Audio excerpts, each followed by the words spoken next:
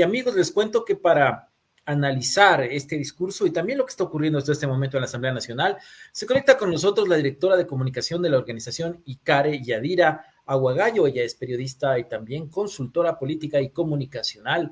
Le damos la bienvenida a Yadira. Muy buenos días, Yadira, ¿cómo estás?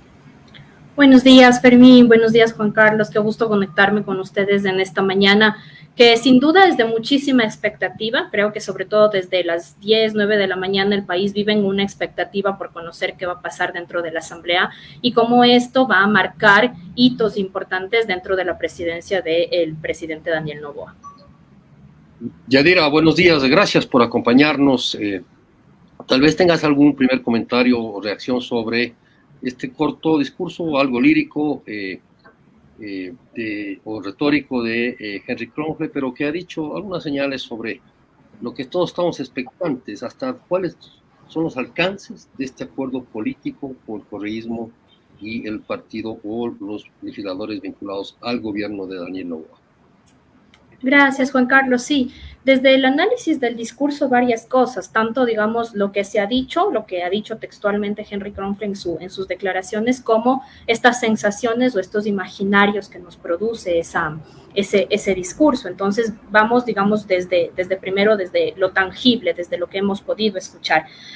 Ha sido un discurso que creo que fundamentalmente ha tenido tres objetivos. El primero es evidentemente a reconceptualizar esta figura del acuerdo o de los pactos que, si recordamos, hace 2 años en la instalación de la Asamblea en el año 2021 efectivamente culminaron con la no posesión de Henry Kronfle, porque no hubo la mayoría que se había acordado para su presidencia. Entonces me parece que lo primero que se está haciendo, y que inclusive desde horas de la mañana el nuevo secretario de Comunicación ya lo hizo en su entrevista en Ecuavisa, es poner el marco de referencia conceptual sobre qué significa este acuerdo, que Izurieta decía no es un acuerdo, no me gusta esa palabra o no estoy de acuerdo con la palabra pacto o acuerdo. Esto es más bien un diálogo y es un diálogo solamente para posesionar a las autoridades legislativas.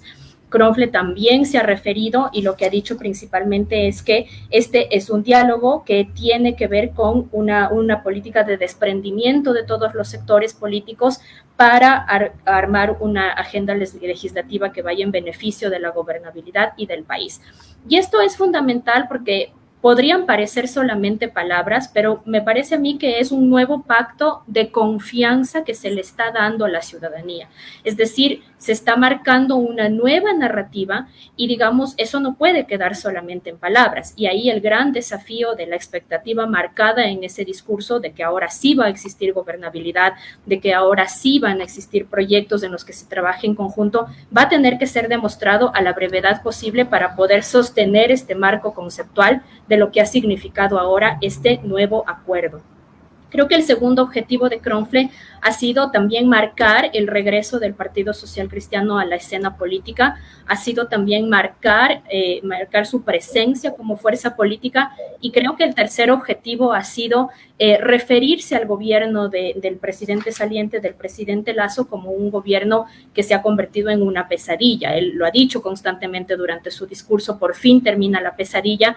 Y creo que una de las frases, digamos, tal vez con mayor impulso, que incluso recibió los aplausos del Pleno, era esta relacionada con: de esta misma Asamblea Nacional salieron los dos candidatos finalistas que disputaron la presidencia de esa Asamblea Nacional a la que regresamos los que el pueblo sí ha querido, y finalmente se marcha el gran responsable de los problemas del Ecuador, como, digamos, cerrando definitivamente la narrativa sobre lo que ha significado estos años de gobierno del presidente. Pero ninguna autocrítica, ¿no? Ninguna capacidad autocrítica para ellos.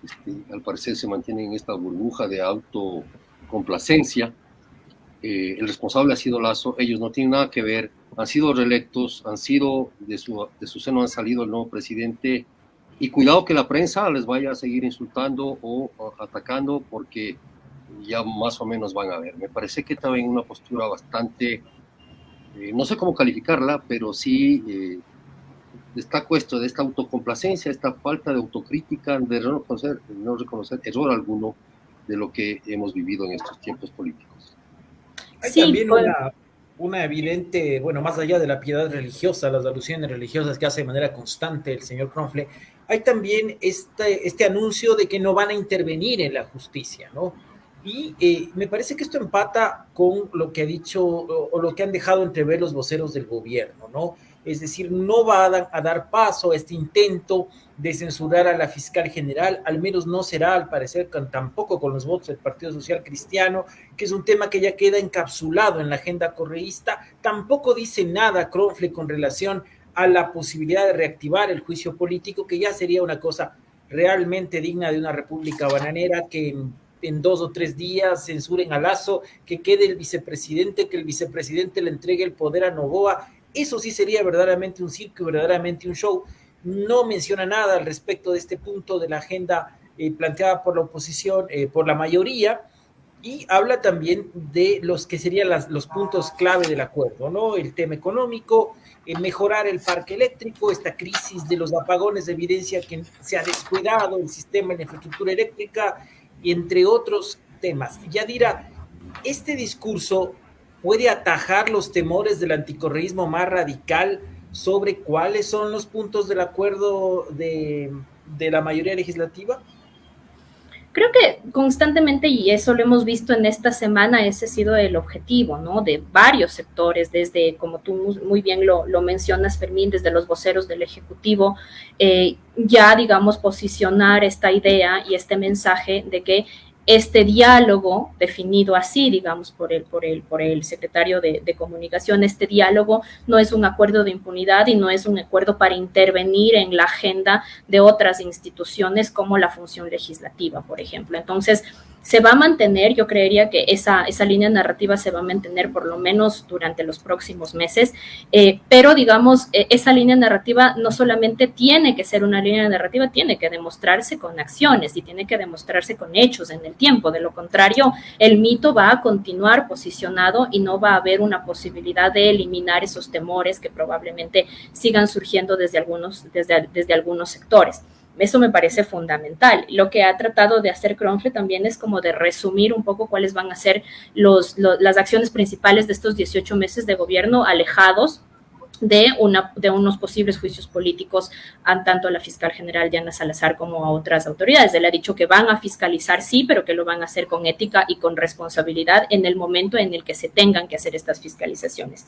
Y lo que él ha anunciado en un discurso tal vez mucho más abstracto que concreto, como bien lo decía Juan Carlos, más utilizando herramientas retóricas que marcando la cancha de las actividades o de las acciones que realizará la Asamblea en este corto tiempo, ha sido mencionar una eficiencia en la gestión de la Asamblea Nacional, reducir al mínimo los proyectos de ley de discusión para dar paso y celeridad a los proyectos del Ejecutivo y aquellos proyectos que ya se encontraban en segundo debate. Es, digamos, más o menos lo más concreto que ha podido posicionar Kronfle sobre cómo será el trabajo de la Asamblea. Evidentemente, ahora lo que tenemos es el discurso, pero el tiempo o la ventana de tiempo para empezar a ver las acciones que corroboran y sustentan el discurso va a ser demasiado corto y esto se tendría que empezar a hacer en las próximas semanas.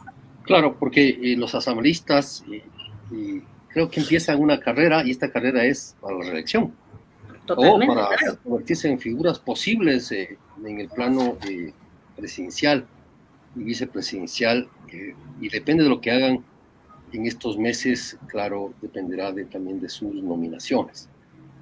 Sin embargo, creo que también se encuentran, Yadira, en esta tensión entre ser efectivos o ser propositivos frente a la cruda realidad nacional y las agendas políticas de sus propias organizaciones. Entonces, ahí hay Kronfle estaba planteando cosas que eso tiene que hacer el presidente de la República, esto de arreglar cosas, el tema eléctrico, por ejemplo, ¿qué puede hacer? O el aumento de la producción petrolera, que no está en manos de la Asamblea finalmente, sino del Ejecutivo. Ninguna, no puede hacer nada. Entonces, salvo que se dedique a fiscalizar y a cuestionar el papel de los ministros, pero de hecho, en concreto, por ese lado no podrá hacerlo. Me parece que hay ahí un discurso más bien populista, un discurso de alguna manera hacia la galería, digámoslo así, de quienes los pocos interesados en verlos puedan obtener de la Asamblea Nacional. Efectivamente, hay también hay esta intención de desactivar las críticas de los sectores más radicales sobre la alianza, ¿no? Es lo que vemos también en el discurso de Roberto Izurrieta. Precisamente más temprano en este programa planteábamos la posibilidad de un Roberto Izurrieta que sea, más allá de un secretario de comunicación, una especie de vocero político del gobierno. ¿Tú crees que esto se pueda concretar? Porque lo que hemos visto de Roberto en los últimos años, él ha estado en el gobierno de Lasso, o sea, lo vimos físicamente en Palacio, como asesor del gobierno de Lasso, pero él no estaba apareciendo y pues no es muy el estilo de él aparecer. Es de esos consultores que más bien trabajan tras bambalinas. ¿Tú crees que él se pueda convertir en una especie de vocero político de este gobierno? O estratega político incluso. La figura de las vocerías en los gobiernos, en la comunicación gubernamental, es una figura importantísima, porque lo que hace es, primero, reducir el tiempo de respuesta, poder establecer un canal de comunicación directo entre públicos, especialmente el público periodístico y las decisiones que se toman dentro del gobierno.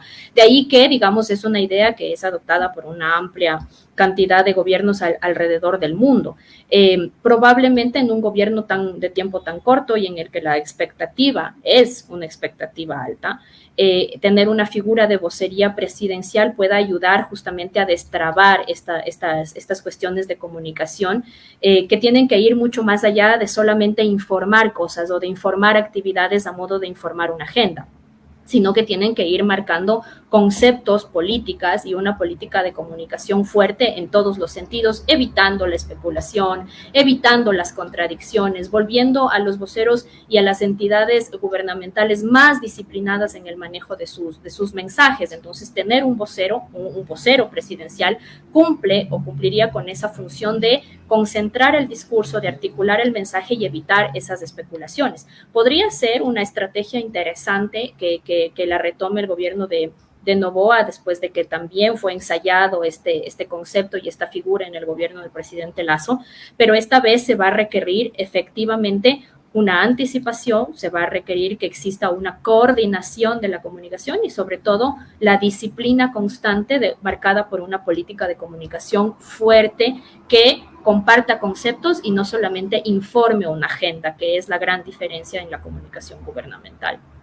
La gran falla de los últimos gobiernos, sobre todo de Lasso, al parecer nunca entendió este papel, esta visión, pero también creo que la evidencia de un presidente de la República absolutamente parco, como es Daniel Noboa, una parquedad que espanta, que de alguna manera sorprende, de pronto acostumbrados como estamos a la verborrea política, pero veamos, esto también puede causar un daño, Yadira, al gobierno. Es un presidente demasiado parco, muy poco explicativo o de muy poca pedagogía.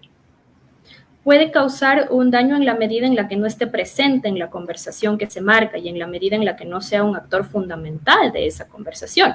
Sin embargo, existen estrategias para suplir esas características que tú mencionas, Juan Carlos, y esa probablemente podría ser la de la vocería presidencial o la de activar otras vocerías como ministros de gobierno, por ejemplo, que puedan asumir este rol también. Pero este rol, nuevamente yo insisto, no debería ser un rol solo de informar, no debería ser un rol solamente nominativo, tiene que ser un rol de generar nuevos conceptos y de generar esto que se conoce como el mito de gobierno. ¿Cuál va a ser el mito de gobierno del presidente Daniel Noboa, más allá de que su gabinete o que sus colaboradores más cercanos son jóvenes o en promedio corresponden a una nueva generación?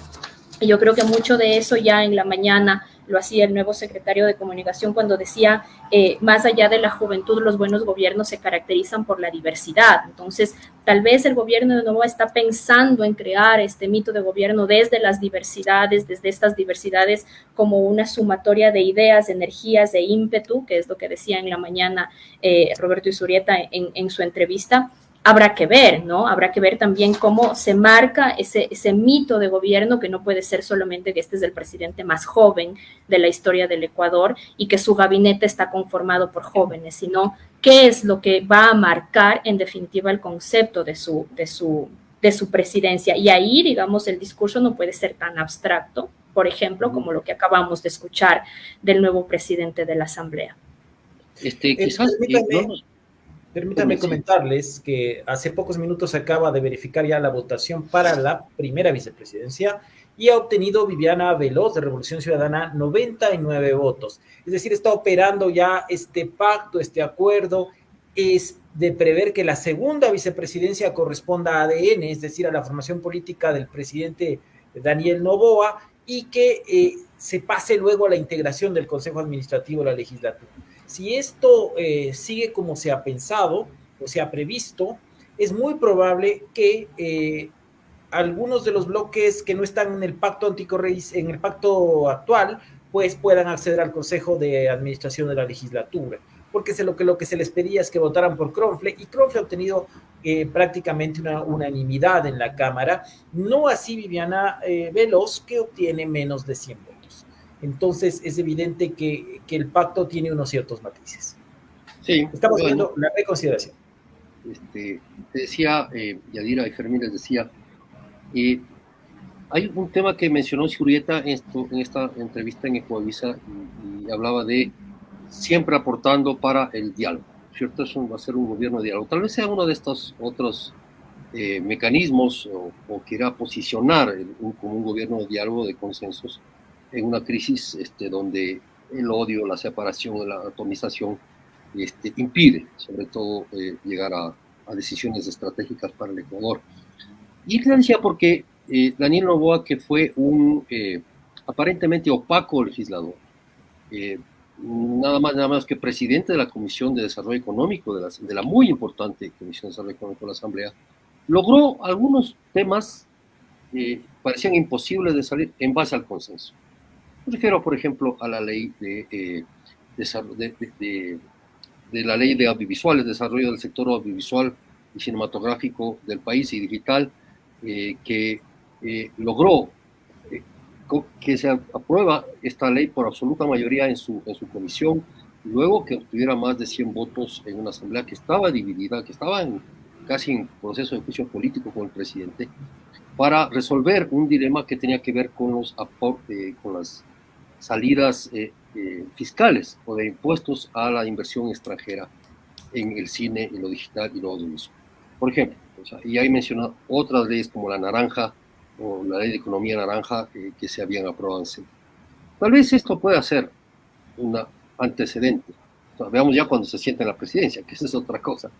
Pero veamos, puede ser un antecedente. Me refiero a este discurso político del diálogo, hasta dónde será posible, Yadira, a tu criterio, en un país que ciertamente está marcado por las tensiones de la división política. Empiezo desde el contexto, Juan Carlos, porque me parece que es importante entender que todos estos discursos se asientan sobre un contexto del que no pueden estar separados, y ese contexto evidentemente es de una profunda crisis de inseguridad, pero que no solamente es una crisis que se manifiesta en el aumento de las tasas de homicidio, de robos o de delitos, sino que también se manifiesta en esta pérdida de confianza de las personas hacia las instituciones, hacia el Estado, y esta pérdida de confianza entre las personas también, digamos, interpersonal. Y en ese sentido, digamos, la teoría lo que sugiere es que ciudades o sociedades que están expuestas a altas cargas de violencia, como lo somos nosotros en este momento, pierden lo que se conoce como el pacto de confianza, y digamos la irrupción de un nuevo gobierno en medio de esa pérdida de ese pacto de confianza entre la ciudadanía y sus instituciones y la ciudadanía entre nosotros mismos, va a ser fundamental, digamos, que estos postulados, estos discursos y estas narrativas, como la del diálogo, por ejemplo, encuentren muy pronto el modo de tangibilizarse, que va a ser extremadamente difícil, por supuesto, porque cómo tangibilizas ese diálogo, pero se van a tener que encontrar las estrategias necesarias para que eso se tangibilice a la menor brevedad posible. Es decir, que en las siguientes semanas o en los siguientes meses ya existan acciones que permitan entender que efectivamente se avanza en ese diálogo y que no se queden o que no caigan en un saco vacío, y que no exista la forma de pasar del discurso a la acción, y que esa acción cree el nuevo contexto de recuperación de ese pacto de confianza entre la ciudadanía y sus autoridades y las funciones del Estado. Entonces, sin lugar a duda, semanas de muchísima expectativa y en ese sentido una ventana corta de tiempo para pasar del discurso a las acciones. Estamos viendo en pantalla la posesión de Viviana Veloz. Ella es asambleísta por la provincia de Santo Domingo y fue una de las legisladoras reelectas en el bloque correísta. Ella estaba empujando, fue una de las interpelantes, efectivamente, en el juicio político en contra del presidente de la República, Guillermo Lasso. Afortunadamente, esta aplicación que les comentábamos de la Asamblea Nacional está funcionando muy bien, hay que felicitar esto. Está funcionando muy bien y ya nos ha permitido obtener la votación por Viviana Bonilla. ¿Quiénes han votado? Viviana Veloz. ¿Quiénes han votado en contra? Pues ha sido el bloque de Construye, encabezado por Natalie Celi, Yana Galarza, por ejemplo, y ha habido abstenciones provenientes del bloque de Gente Buena. Es decir, ellos votaron por Cronfle, pero no han votado por Viviana Veloz. Vamos a escuchar, si les parece, qué es lo que dice la nueva vicepresidenta de la Asamblea Nacional. Abiertos y permitían ver semillas color rubí. Apretó sus dedos y vio cómo estos se convertían en colorados. Y feliz de alegría, decidió cubrirse el cabello y hasta el cuerpo para llevar solo buenas noticias a los confines de la tierra. Esa es mi provincia, la de Santo Domingo de los Áchilas, a quien agradezco por haberme permitido el honor de representarla por la Revolución Ciudadana y en las dos ocasiones haber logrado la votación más alta. Mantengo la esperanza y el asombro, aunque a veces no solo he podido llevar buenas noticias, también he tenido que ser una voz fuerte cuando gobiernos indolentes, corruptos y mafiosos han destruido este país, como el que se va, que han llegado a la vergüenza y la deshonra de condecorarse entre ellos. Han destruido el color de esta patria hermosa y la han sacrificado dejándola a merced de grupos criminales vinculados con el narcotráfico y la muerte. Han expandido la angustia del desempleo y sembrado de desesperación familias enteras que huyen porque no encuentran oportunidades en su país o porque no quieren seguir siendo extorsionados por delincuentes que han instituido su propia red de protegidos y amenazados a veces con la complicidad y la participación de policías y militares que avergüenzan a sus instituciones, así como fiscales y jueces que están empeñados en servir al poder de turno antes que defender la seguridad de todos los ciudadanos. Esta es la imagen de la decadencia que representó Guillermo Lasso y que no puede irse en la impunidad. No pueden recibir medallas los que nos volvieron a la oscuridad. No pueden irse condecorados los que dejan al Ecuador convertido en uno de los países más violentos de América Latina y con ciudades que sobrepasan las 70 muertes violentas por cada 100,000 habitantes. Los indignos, los que dejan la caja fiscal sin capacidad por cumplir obligaciones laborales del Estado.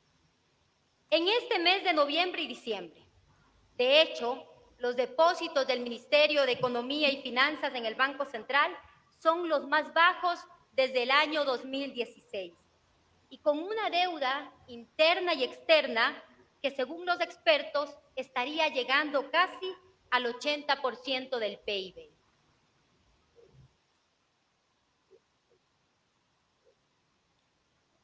Ecuador, según el Banco Mundial, es el único país que no se ha recuperado de la pandemia, ni ha logrado los niveles de empleo antes del COVID-19. Los responsables de este desastre no pueden irse en la impunidad.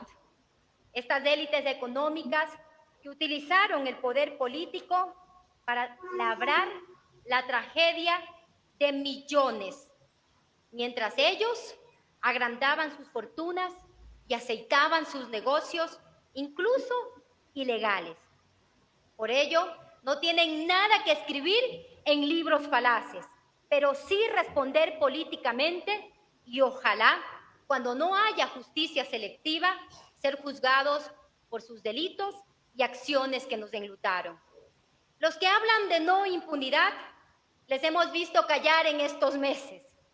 No son titulares los niveles de la deuda o las cifras económicas. Incluso los datos de muertos aparecen ya como la fría crónica de un problema existente, como si no tendrían responsables y no existieran soluciones. El poder no puede ser para nosotros, como trágicamente reconocía Aureliano Buendía, encerrado en el mundo crepuscular de Macondo, solo para enorgullecernos, o para disputa del poder de los políticos. No. Ese poder lejano a los dramas de los hospitales en los que una mujer de más de 94 años permaneció retorciéndose de dolor en una silla de ruedas. No al drama de las madres que tienen que decidir a qué hijo colocan en el colegio o que luchan contra las adicciones de sus hijos, solas, sin apoyo estatal, teniendo incluso y temiendo que esos jóvenes sean reclutados por grupos de delincuencia organizada. No, ese poder no nos dignifica, compañeros. Nos debe doler en esta Asamblea Nacional los que se van por el Darién. Hasta agosto de este año, 3.455 niños ecuatorianos, nuestros niños, han sido detenidos sin acompañamiento en la frontera. Esos dramas y esos dolores deben humanizar la política. Y es un drama. Así como la estadística de los jóvenes que quieren migrar porque ven que en el país no tienen oportunidades, que las puertas se cierran. Ese es el poder de los políticos, de discursos profesionales a los que no quiero jamás representar. No. Una asamblea de espaldas a los dolores de la patria no podemos ser nunca. El país no podemos olvidar cómo llegamos a este momento. Y espero que el nuevo presidente Daniel Noboa asuma que gobernar es igualar a los ciudadanos, es darles oportunidades de empleo y emprendimiento, es abrir las posibilidades para el estudio. Solo la educación puede generar movilidad social y permitirnos enfrentar la pobreza. Es atender hospitales y es pacificar. Pacificar. En serio y con mayúsculas. No de las contiendas verbales incandescentes que muchos se presentan en este escenario, sino de la guerra abierta que genera la delincuencia organizada, como combatir a las mafias del narcotráfico, de la minería ilegal, de la trata de personas. Por ello, se debe recuperar la autoridad del Estado y con la Constitución y la ley enfrentar a los criminales que trafican droga y dolor, pero también a los que lavan esos pestilentes capitales en los elegantes pasillos del sistema financiero. Según CELAT, en el Ecuador, en el año 2022 se blanqueó 3.500 millones de dólares, 3 veces más de lo que sucedió en el 2021. De tal forma que esos delincuentes también deben ser investigados, juzgados y sentenciados. Represento orgullosamente a la bancada ciudadana de la Revolución Ciudadana. Y somos parte de este entendimiento legislativo que ha sido tan atacado por oscuras fuerzas políticas, analistas, periodistas y algunas de las grandes cadenas de comunicación que quieren seguir lucrando del odio y el enfrentamiento estéril. Participamos de este entendimiento para permitir que se organice la Asamblea, pues sin acuerdo, por culpa de las reformas electorales de 2020, ninguna fuerza política podría tener la mayoría y eso llevaría a profundizar la incertidumbre y la crisis. Nosotros somos demócratas. Agradecemos por los triunfos y reconocemos las derrotas. Sabemos extender la mano y poner por encima los intereses de la gente. Por ello, aunque habría sido nuestro derecho presidir la Asamblea Nacional, jamás condicionamos eso para que se dé este acuerdo dentro de la Asamblea. Además, también debo decir que tampoco aceptamos que debamos tener autorización o la aquiescencia de ninguna otra fuerza política u otro poder del Estado para fiscalizar.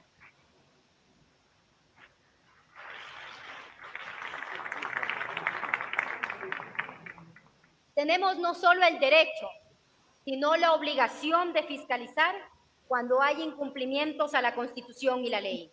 En democracia no puede existir poder sin responsabilidad y autoridad, por poderosa que parezca o se crea, sin los controles que nuestra Constitución y la ley permiten. Estamos en este acuerdo con fuerzas políticas que piensan diferente a nosotros. Y desde el primer minuto de conocer los resultados, hemos dicho que cuenten con nosotros para enfrentar los problemas del país. Pero también de forma absolutamente democrática decimos que este entendimiento es sincero, pero no es un apoyo incondicional al gobierno. Si se pretende cargar el peso de la crisis sobre los sectores populares o las clases medias, vulnerar derechos, sacrificar el patrimonio de los ecuatorianos o incumplir promesas de campaña. También ejerceremos nuestro derecho de representar al 48% de ecuatorianos que nos dieron su voto y su confianza en las urnas. Cumpliremos con nuestra labor de equilibrio democrático y vigilar por el bien común. Nosotros, la Revolución Ciudadana, nuestra bancada, aspiramos que el nuevo gobierno y esta Asamblea Nacional sea un soporte para los productores, que se frenen los abusos de los especuladores y sus negocios vinculados al ilícito y al narcolavado. Estamos abiertos a discutir una reforma tributaria progresiva, equitativa, redistributiva, pero que no cargue de impuestos jamás a la clase media y a los sectores populares, que ya no pueden más. Y mientras los bancos en los últimos años aumentaron sus ganancias y según estimaciones, este año 2023 podrían llegar a $1.000 millones sus ganancias. Inaudito en un país en el que tenemos familias que comen una sola vez al día. Estamos abiertos a trabajar por el fortalecimiento de la seguridad social, pero sin pensar que la alternativa es la privatización o el aumento de los años de servicio o el porcentaje de las contribuciones a los trabajadores. Nosotros creemos que la inseguridad no es un tema legal.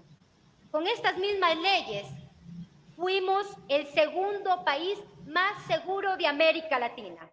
Pero si se requieren reformas para luchar contra el crimen organizado, estamos dispuestos a discutir y apoyar siempre en el marco del respeto de la Constitución y la ley. En estos momentos tan críticos, las salidas deben ser fortaleciendo las instituciones y no dando paso a medidas autoritarias o por fuera del derecho. Estamos abiertos a discutir todo aquello que nos ayude a preservar el ambiente y la vida, que proteja nuestra rica biodiversidad y el patrimonio que tiene que ser utilizado responsablemente para uso de estas generaciones, pero también de las futuras. Reprochamos la oposición terca y necia. Cada una de nuestras actuaciones y posiciones serán fundamentadas. Nunca el odio ni la venganza guiarán nuestras acciones políticas. La fiscalización jamás para entorpecer, sino como un mecanismo democrático que impida, por ejemplo, abusos de una Contraloría que utiliza sus informes como mecanismo de enriquecimiento inmoral o de presión política, o que sus actuaciones ilegales ha frenado también a la contratación pública, puesto que ningún funcionario quiere arriesgarse a intervenciones irracionales que hipotequen su futuro, o a una fiscalía que utiliza sus potestades selectivamente, arbitraria con unos y condescendiente o cómplice con otros, cuando debe simplemente aplicar la ley. La fiscalización no es para molestar a nadie, sino es el ejercicio democrático para ejercer el control político como herramienta esencial del equilibrio de poderes y de equilibrio de la democracia. Este entendimiento es la demostración que extendemos nuestras manos sin renunciar a nuestros principios, ni a nuestras propuestas, ni a nuestras luchas. Esperamos que el gobierno nacional entienda que debe ser el gobierno de las mayorías y no el gobierno de las élites. Y reiteramos que en esa búsqueda del bien común, de la común unidad, siempre estaremos prestos, de la misma manera que permaneceremos vigilantes para que no se menoscabe más aún la dignidad humana y de las humanas sobre todo. Cierro solo diciendo gracias al país, gracias a mi provincia, gracias al movimiento de la Revolución Ciudadana, gracias a mi bancada de la Revolución Ciudadana, gracias a nuestro máximo líder, Rafael Correa Delgado. Gracias a mi familia y a mi madre Manuela. Gracias a esta Asamblea Nacional. Y con la fuerza de nuestra gente, esperamos estar a la altura de los desafíos y de nuestras obligaciones. Pero sobre todo, gracias totales al pueblo ecuatoriano por confiar en mí.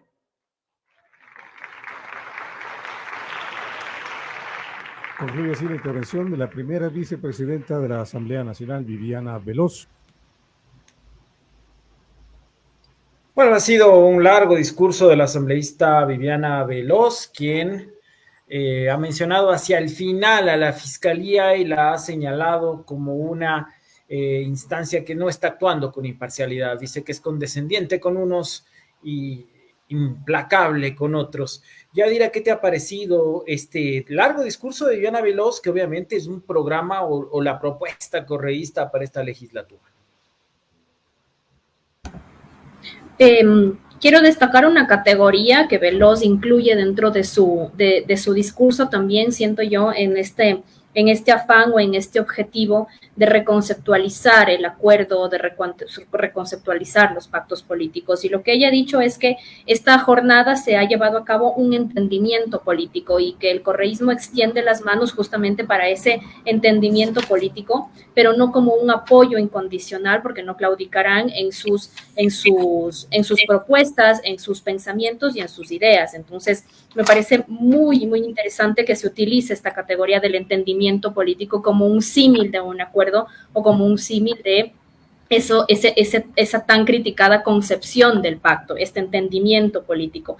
Me parece que Veloz, digamos, ha utilizado su plataforma en la Asamblea evidentemente para hacer hincapié en los desaciertos y en los errores del gobierno saliente y seguir marcando, digamos, esta dicotomía entre la diferencia entre el correísmo y el anticorreísmo, colocando al anticorreísmo como el resultado del gobierno del presidente saliente. Entonces, eso ha hecho en la primera parte de su discurso, evidentemente recordar todos aquellos hitos negativos por los que se podría recordar a la presidencia del presidente Lasso, y lo que ha dicho es, el presidente Lasso no puede irse en la impunidad, lo que parecería una mención, si no explícita, un poco velada, de un posible enjuiciamiento político hacia el primer mandatario, ¿no? Guillermo Lasso no puede irse en la impunidad, han sido las palabras que ella ha utilizado. Y en ese mismo sentido, ha sido muy contundente en decir que el correísmo no necesita autorización para fiscalizar y que siempre lo harán, y ahí, como bien lo menciona ya Fermín, ha destacado a dos entidades importantes. Lo primero, la Contraloría, y la segunda, la Fiscalía, ¿no es cierto? Y la Contraloría haciendo referencias, por ejemplo, al trabajo de la Contraloría en años pasados. Me parece también que ha hecho una mención también velada hacia Construye y hacia gente buena, que si bien no los ha mencionado, pero sí se ha referido a una oposición terca y necia, podríamos entender precisamente aquellos grupos que no votaron por su vicepresidencia en esta votación. Otra cosa que me llama mucho la atención es que ella ha hablado de que el correísmo no estará de acuerdo con impuestos o que se impongan nuevos impuestos a la clase trabajadora. Recordemos que uno de los anuncios del presidente electo ha sido el envío de una posible ley tributaria con carácter económico urgente a la Asamblea. Entonces habría que ver cómo se reciben esas propuestas por parte del correísmo. Hasta ahí, digamos, lo que hemos podido evidenciar dentro de este discurso de Veloso. Claro, de hecho van a chocar ahí esos trenes en su momento, o sea, ya se verá cuando tengan las iniciativas, sobre todo el tema urgente, de las leyes urgentes que ha anunciado el presidente, y cómo van a reaccionar los bloques en ese sentido. Yo no esperaba menos de Viviana Veloz, porque de alguna manera esa fue su tónica, mientras fue organizadora de la República, y ahora sería porque les dio resultados. Él, en el tema de la estrategia política, convertirse en la primera fuerza de oposición y crítica y cuestionamiento a la tarea desafortunada del presidente Lasso, les ha dado resultados políticos. Y yo creo que van a seguir en esa tónica. Ahora, me llama la atención, Fermín y Yadira, es la mención a la Contraloría. Es el segundo alto dirigente de la Revolución Ciudadana. El primero es Pavel Muñoz, que lo hizo en una reunión que tuvimos con periodistas, y él dijo, fue un ataque muy fuerte y puntual a la Contraloría, en los mismos términos de Viviana Veloz, con las mismas inculpaciones, etcétera, etcétera. Yo no entiendo para dónde va eso. Tal vez si no pueden controlar a la Contraloría van a dinamitarla. O sea, un poco esa es la idea que se han planteado. Como te digo, no es coincidencia lo que ha hecho, parece que es ya una decisión de su movimiento de enfilar el ataque a las labores de la Contraloría. Bueno, esto no sería muy difícil tomando en cuenta los antecedentes, lo que pasó con Pablo Celi, ¿no? Es decir, la condena de Pablo Celi o contra Pablo Celi se da por el manejo irregular de los informes, de que había una red que recibía dinero para tramitar los informes o para desvanecer responsabilidades en el manejo de la Contraloría, por un lado, y por otro también que hay señalamientos contra los correístas que podrían convertirse en resoluciones mucho más en firme. Entonces es evidente que la Contraloría se convierte ahí en un blanco que la Fiscalía que la mayoría legislativa que ellos están conformando podrían tratar de apuntar.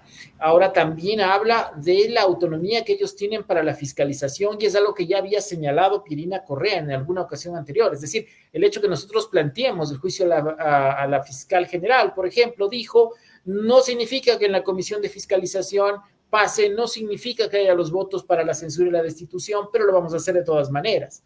Y se dice también que están negociando la comisión de fiscalización con esa perspectiva, ¿no? Con la perspectiva de apuntar probablemente contra los cargos del Estado que no han podido controlar. ¿Cómo ves este tema, Yadira? Es interesante la mención a la Contraloría, sobre todo cuando estamos en un momento en el que todavía no, digamos, si bien el nuevo Contralor, Mauricio Torres, es el virtual Contralor, todavía hay unos procedimientos legales que se tienen que solucionar antes de que esta nueva asamblea pueda posesionar, después de 6 años, a un Contralor oficial, después de las subrogaciones que hemos vivido en los últimos 6 años. Entonces, También es interesante el momento político en el que se ha escogido pronunciar, digamos, estas palabras hacia la posible fiscalización también de la Contraloría.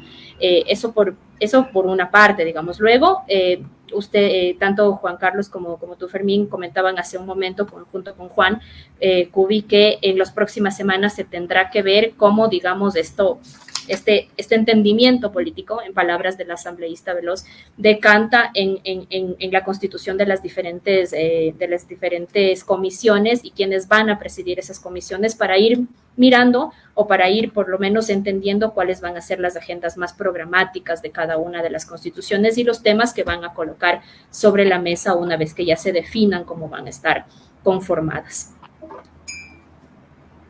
De acuerdo.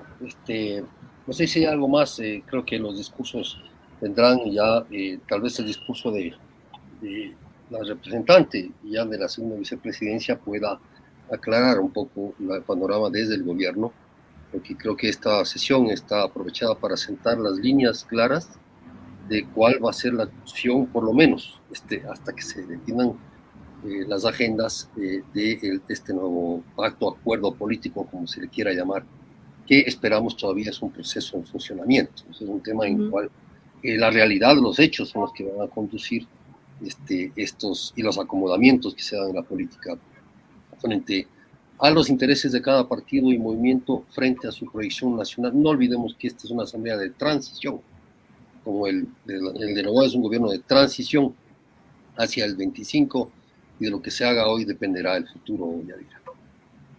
Efectivamente, Juan Carlos, y creo que va a ser interesantísimo escuchar, digamos, las palabras de posesión del asambleísta de ADN en dos sentidos. Primero, para entender cómo conceptualizan y qué marco conceptual le ponen al acuerdo, al entendimiento político, a los diálogos y a todas estas categorías que han surgido durante la mañana para entender esta mayoría que se ha conformado en la Asamblea para la elección de las autoridades, por lo menos hasta el día de hoy. Entonces va a ser también interesante mirar cómo ADN conceptualiza el acuerdo.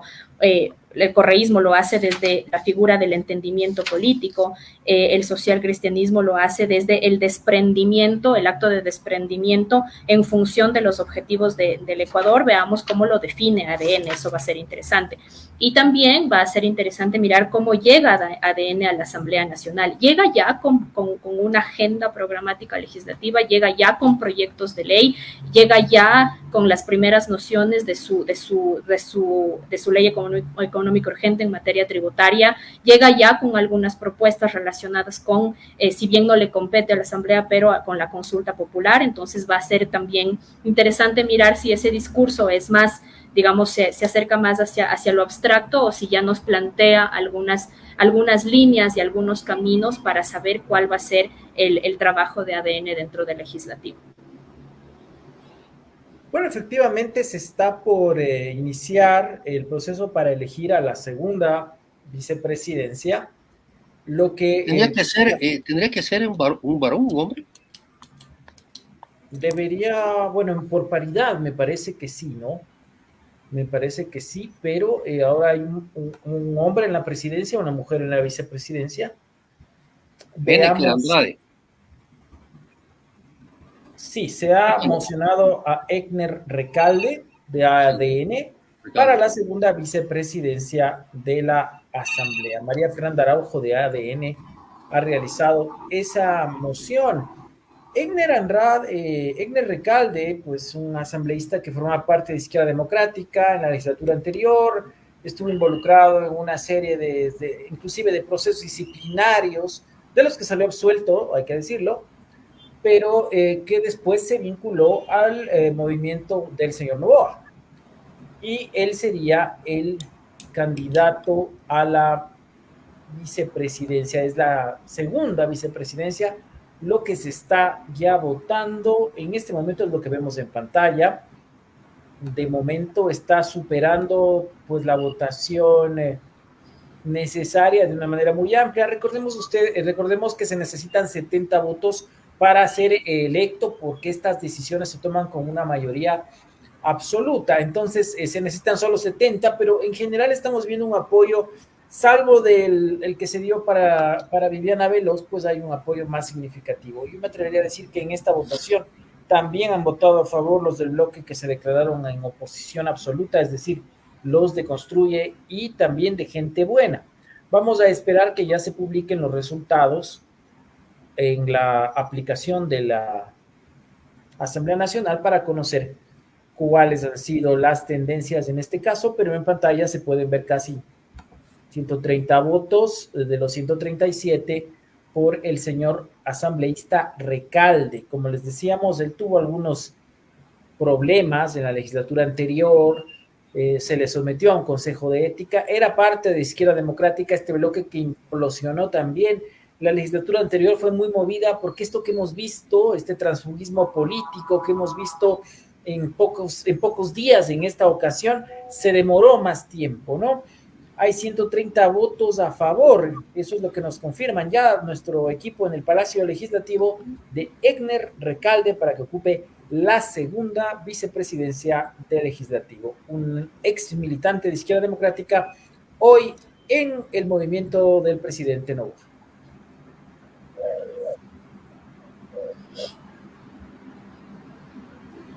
Bueno, queremos agradecer a Yadira que me comenta que tiene ya que retirarse. Te agradecemos mucho por haberte conectado con nosotros, Yadira. Un gusto para mí, Fermín y Juan Carlos, compartir este espacio y compartir también este análisis. Solamente concluyo hablando de la enorme expectativa en la que nos encontramos en estas semanas y, digamos, en función del ambiente social que se vive y de la coyuntura, la manifestación de estos discursos transformados en acciones va a ser fundamental para que se puedan marcar, digamos, esas agendas que todo el país está esperando. Muchísimas gracias por la invitación. Muchas gracias, Yadira, también para ti. Bueno,